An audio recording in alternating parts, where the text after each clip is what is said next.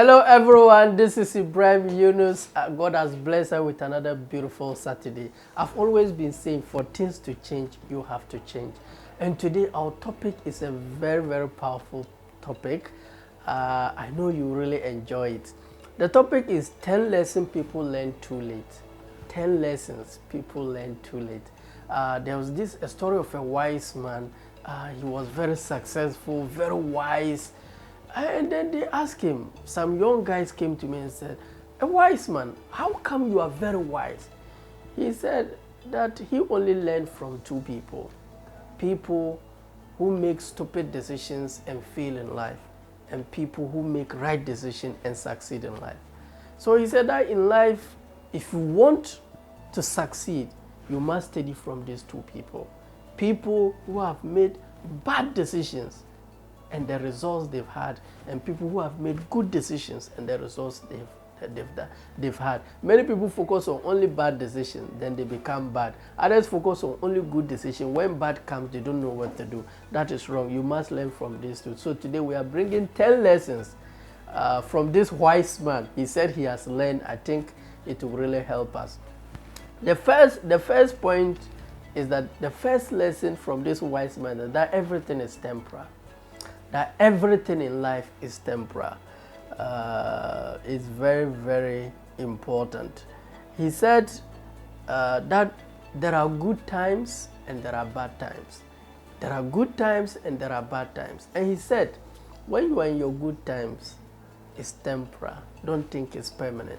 He said that when you are in your bad times, never think it's permanent. Now, many people, the mistake they do is that when they are in their good times, they think it will remain forever. So the people they started with, they start treating them like they are chaff. They don't have time for them. They start to maltreat those people. They start to treat those people as if they are no more important, forgetting that it's temporal. And at the end of the day, some of them will lose friends, they will lose spouse, they will lose so many things, and then they will have money, then they will feel lonely. Remember, there will be a time you need people, not money. Money is important, don't get me wrong. But I just want you to know that when you are happy in your good time, just know that it's temporal. And when you are suffering, I just want you to know that that one too is temporal. It's very, very important. Exactly. So let's go to the second lesson. He said that life is not fair. I love this second lesson, that life is not fair. And let me see how he explained it. In life, there will be others that are born from a rich home with silver spoon, and others are born from a very poor background. He said others are born very brilliant. He said others are born not so very brilliant. He said others are born very handsome. Others are born very ugly. He said others are from US. They are born from US. Others are from Nyankpanduri, Walwali. So life really is not fair. He said others are born fair, others are born chocolate. Now, the second lesson he learned in life is that life is not fair. Some are born female, others are born male. You know, these are things that happen by chance. Others are tall, others are short. So life is really not fair. Some are coming from a very poor home, others are coming from a very caring, rich home. So if you are angry with life, with God, that's a problem for you. That's what you are dealt with. Pick it. I love this quote, that failing is not falling down. Failing is not the absence of something. It's your response after the absence of that thing. How did you respond after the absence of that thing? He said that even though you are not born from a good family, you don't have a wealthy home and other things, but one thing he wants you to know is that it's not about where you start. It's not about where you start. It's about where you are going. And I love this quote from Brian Tracy, that is not where you are born, it's what you are born with.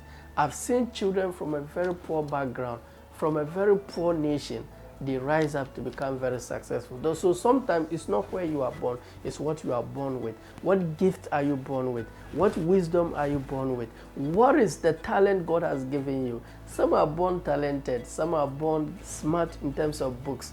Everybody and what is given to them. So life is not fair. You must know that. Sometimes you look at some people's life and you feel like, wow, I wish I'm in this. Life is not fair. Just know that. But the question is not about where you are from, what is really happening to you. It's what do you do about it. It's very, very important. Now, the third point is that the biggest risk is taking no risk. I love this point. That the biggest risk in life is taking no risk.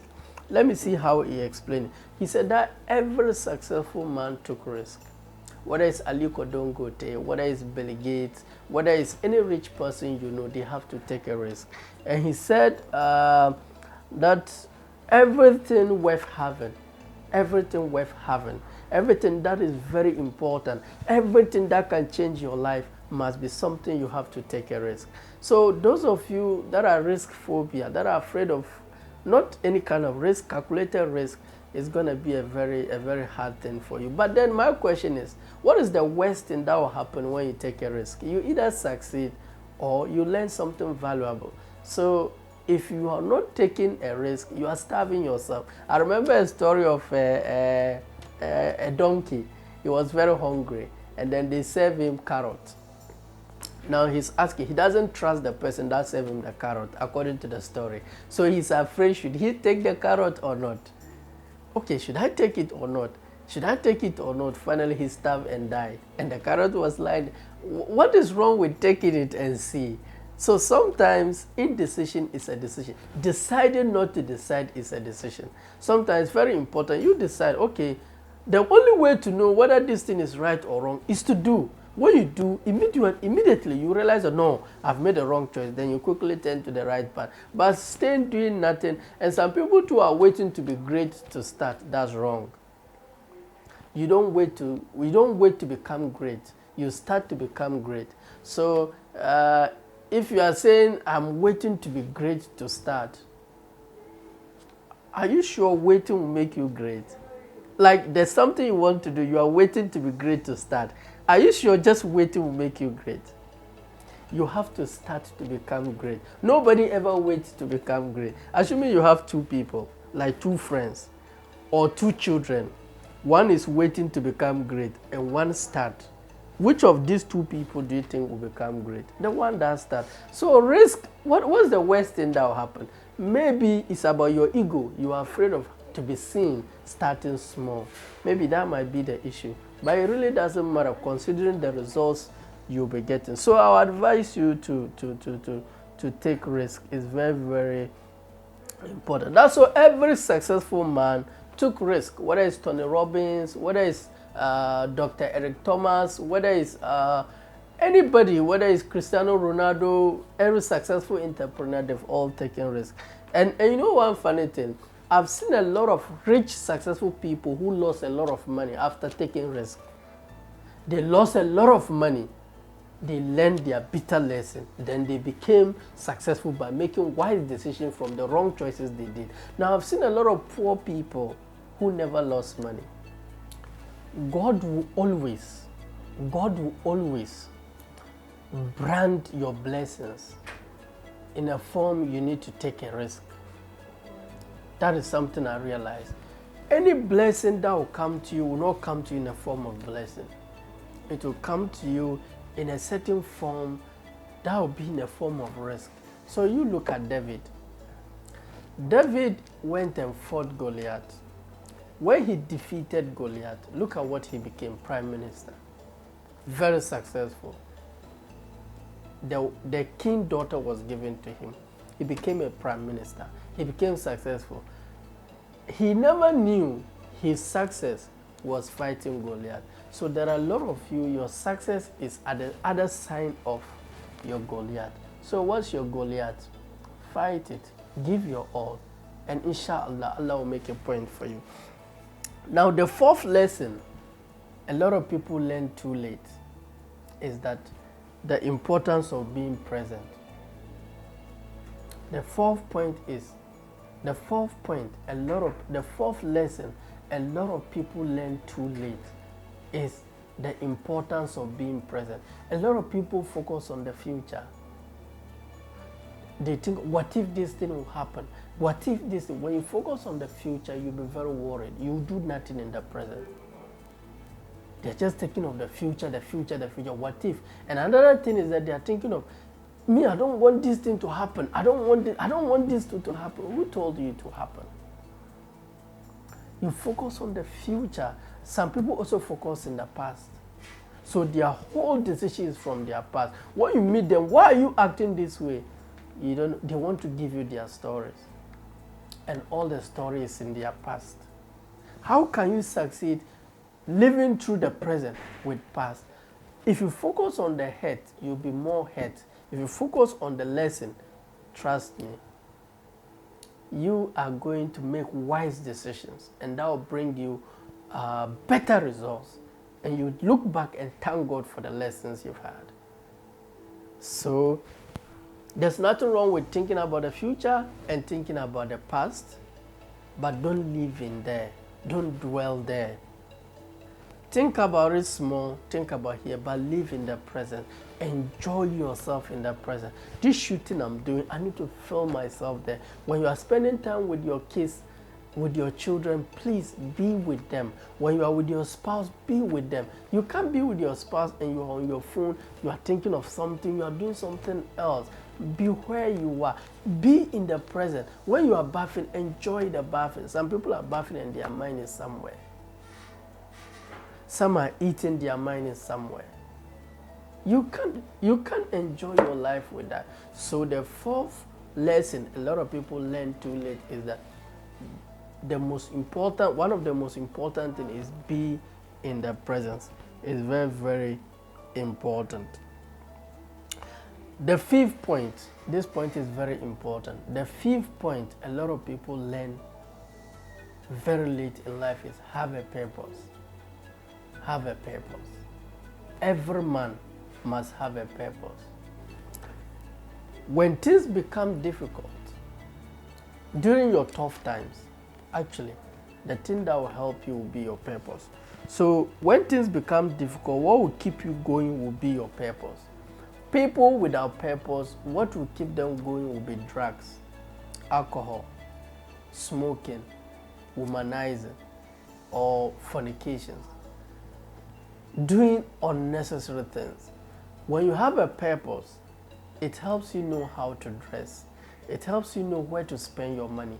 It gives the women in your life how they should contribute to your life, how they should assist you. With your purpose, you know the kind of friends to surround yourself with. It's better to be with few friends and be yourself than to fake it and attract so many friends. You regret it at the end of the day. So having a purpose is very, very important. Now, another importance of having a purpose as a man is that your women in your life will feel loved. When your woman watch you doing your purpose, whether it's football, whether it's motivational speaking, whether it's teaching, whether it's IT, whether it's editing, whether it's photography, whether it's whatever it is, you are very passionate purpose about. When you are doing it at a very excellent level, your woman will admire you. She'll trust you. She'll love you more. She'll want to spend the rest of her life with you.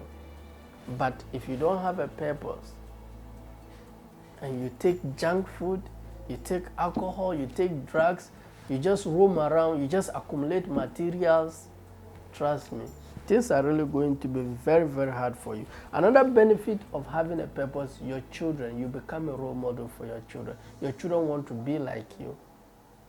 Look at the day are you, Jordan are you. Why? They saw their dad. Their dad is a role model. He was a footballer. Please, fathers, don't be bad role models for your children. You smoke weed and tell your child not to smoke. Children don't do what you tell them. Children do what they see you do. You tell your children do not do womanizing. They see you doing womanizing. Women who are lazy, you are teaching your child to be lazy. Men that are lazy, you are teaching your children to be lazy. Whatever you are doing really is not about you. Your children are watching. Their children will watch.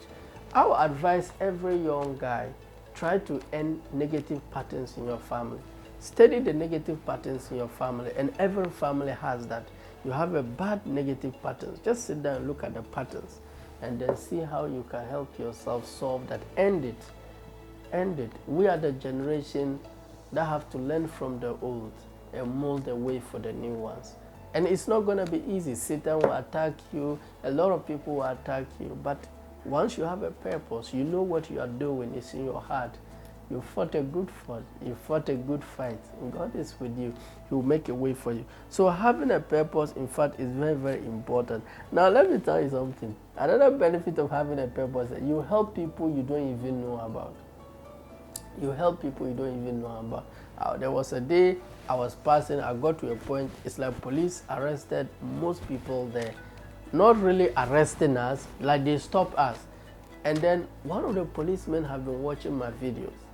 When he saw me, he said, Mr. Yunus. I said, yes. He quickly made them help me out. I was out. Sometimes I'll go to buy food. Hajia selling the food. Mr. Yunus. I said, yes. She'll serve me the food. So when you are doing your purpose, don't be shocked. You'll help a lot of people. I went to do my driving license. I was shocked to realize that those doing it, they've been watching my program. So guess what? They make things very easier for me. So if you are pursuing your purpose, you help people you never knew.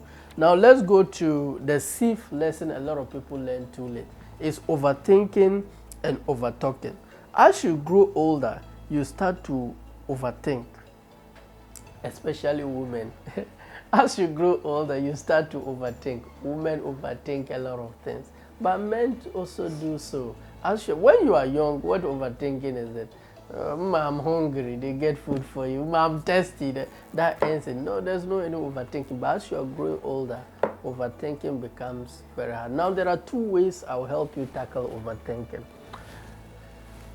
This is what I do. There are things I can do. There are things only I'll let God to do it. So I have a chart. I'll draw the line.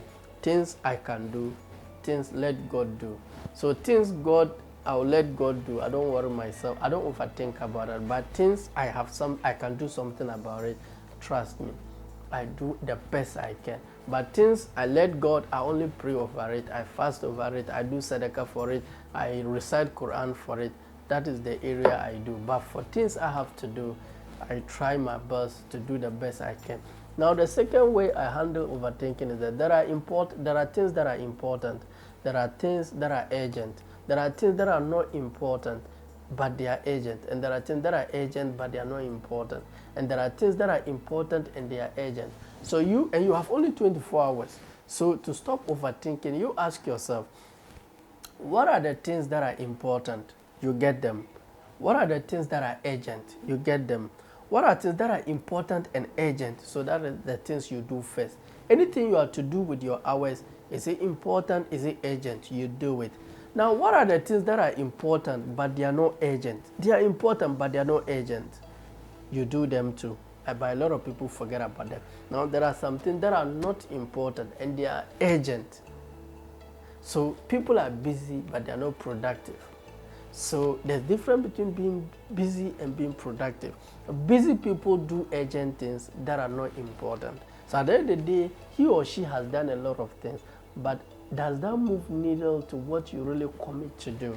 So if you decide I'm going to do A, B, C, D, at the end of the day, make sure you get it. When you wake up, there are two things. Things people want you to do and things you commit to do. Finish with the things you commit to do. Then you have time to do the things others want you to do. But if you don't do the things you commit to do, you will not have another time, because you have 24 hours, you will not have time to do the things you commit to do. At the end of the day, you end up doing so many things for others, you do little for yourself, and it will make you worry, you feel bad about it. Now let's go to the, so that overthinking will slowly kill you in life. It's very, very important. Now let's go to the seventh lesson many people learn too late, that happiness is a choice. We have two types of happiness: inward happiness and outside happiness. Outside happiness is not consistent. It's not sustainable. Outside happiness is not sustainable. Even inside happiness is sustainable, but to some extent. You need to work at it. So we have inside happiness and outside happiness. Some people are waiting outside to be somewhere for them to be happy. Outside will never be okay. You live a very miserable life. Live from within to outside. Create your happiness from within. Now, when I was reading the book also said one of the cause of divorce is that a lot of people walk into relationship for the other person to make them happy. A lot of people go into marriage for the other person to make them happy. A lot of people go into relationship for the other person to make them happy. Guess what? What if they are not able to make you happy? Are you going to live a very miserable life? So this is my advice. You must be independent, happy, secure before going into marriage or relationship, or else you'll be divorced. You must be very secure and happy because you are coming to the relationship bringing any baggage you are with. You are not coming to take, you are coming to give. And I've realized that the secret to happy marriage is unconditional love. Just love your spouse because of God, not because they deserve it. Like just do things to people because of God. That is something I've come to realize. There are a lot of things I do to people, not necessarily because they deserve it. I just feel like I'm doing it because of God. And then do them but expect nothing in return. So that even if they do it, it's like a surprise for you. But if people who live very miserable are those who are doing things expecting something in return. It will keep you slavery. You'll not be able to flow well. Now the F point, the F lesson a lot of people learn too late is that do what you love or love what you do. Do what you love or love what you do. But I must put this disclaimer here. Every job is noble. Every job is noble. Do not undermine a job that feeds you and your family, that provide a place for you to sleep. Do not undermine any job. Maybe you might not feel happy or you might not love it, but it's a job that takes care of you. At least it saves you from begging. It saves you from like 50% of the basic needs in life. It gives you a place to sleep.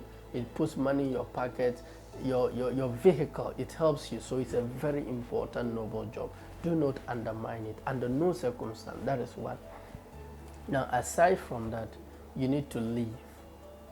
So that is where you have to do what you love, or you have to love. You have to learn to love what you do. That is a long game. You have to spend 65 years of your time in that area. So if you don't really love it, if you don't find a way to love it, you are going to live a very frustrated life. You live in abundance, material-wise, but you will not be happy. It's very. I was reading a book that anytime you are doing what you love, it releases a certain dopamine feeling. It releases something that makes you feel good about yourself. That it makes you look beautiful. It polishes your skin. People who are doing what you love, always they look younger. I saw Les Brown, 77 years, and he still looks younger. And you see somebody 49 years, and he's very old. He's fed up with the things he's doing. There's no love in what he's doing, nothing. And if you want to do things in a genius level, you must love the thing you do and be very good at it. When you are very good at something and you love it, and they come together, you become genius. So those of you who have been studying my work, you realize that my former videos, I wasn't good at it, but I love it. You see, the love enables you have patience to do the things you are supposed to do until you become best at it. So genius simple means, or purpose simple means, or passion simple means something you love and something you are good at. So ask yourself, what do you love to do and what are you good at? When these two come together, Lionel Messi, he loves football and he's good at it. See Ronaldo, he's good. That is how it goes. That is how it goes. Les Brown loves motivation and he's good at it. Yunus loves motivation and I'm getting good at it. What do you love and then work to become very good at it? Inshallah, God will make a way for you. So you have a job. Those who are doing the things you love, find a job. Use your job money to finance the things you are doing. So for example, the money I get from my job, I use it to finance these things I'm doing. Whether it's books I want to buy, whether it's a seminar I want to attend or organize, whatever I want to do, I use my job money. So I really respect my job. Last, I dressed to enter into my job to teach, and then they said, this your dressing doesn't fit classroom. I said, but it's the classroom that provided me the money to buy it. So I have to go and serve it. Respect your job, and I won't let anybody under, because you don't feed me. That is the job that feed me. I respect it. I'll give my all best to it until Allah bless me with this thing I'm doing, and then maybe I have to move on to the next level. It's very, very important. It's very, very, people who are not doing the things they love, dissatisfaction comes in. They feel dissatisfied. And when you feel dissatisfied, you put it on your spouse and you put it on your children. It's very, very important. So do what you love and then love what you do. Now let's go to the ninth lesson. The ninth lesson many people learn too late is that your mind is your best friend. Wow. Your mind is your best friend, and your mind is your worst enemy. Your mind is your best friend, and your mind is your enemy. Mr. Eunice, how can the mind be a best friend, and how can the mind be an enemy? Like, it's not the things that are happening that are affecting you. It's the way you interpret them. That is what is affecting you. And the enemy is chasing after your mind. Let me see whether I can read something here. Yes, I love this point. You see, when God has a blessing for you, the enemy tries to destroy it. When he sees that he cannot destroy it, he then delays it. When he sees that he can't delay it anymore, he starts to chase your mind, to disrupt you from your peace, your joy, your happiness. I'm advising you to stay in joy, stay in love, stay happy. Inshallah, it's just a matter of time. That thing will come to you. That thing will come to you. It's very, very important. And now the last point is that make a commitment to end negative patterns in your family. A lot of people don't get attacked because they are not pursuing anything serious. Satan will not attack anybody who is not trying to end negative patterns in their family. Let's say in your family nobody ever have happy marriage. Now you decided, I want to end that pattern. Satan will attack you. A lot of circumstances will happen. You'll be shocked. People who are not trying to end negative patterns in their family, they wake up, fool, do stupid things. It's okay, but you let them come in the lane. Negative patterns. You want to end negative patterns? It's not going to be easy. But you keep on going. At the end of the day, you fought a good fight. You fought a good fight. God is with you. God will make a way for you. So on this note, I've come to the end of my speech today. I'll advise you to try and subscribe to my YouTube channel if you like motivational videos, inspirational videos, videos on finance, videos on relationship, personal development, modify your habit. Try and subscribe to my YouTube channel. The name is Ibrahim Yunus. It's very, very important. My books too. This is my first book, Becoming the Light of the World. For this one, I added my picture. That was my first book. Then this was my second book, Save Your Marriage and Give Your Children a Better Future. That one too, I added my picture. Then this is now my third book, very important quotation from the Holy Quran.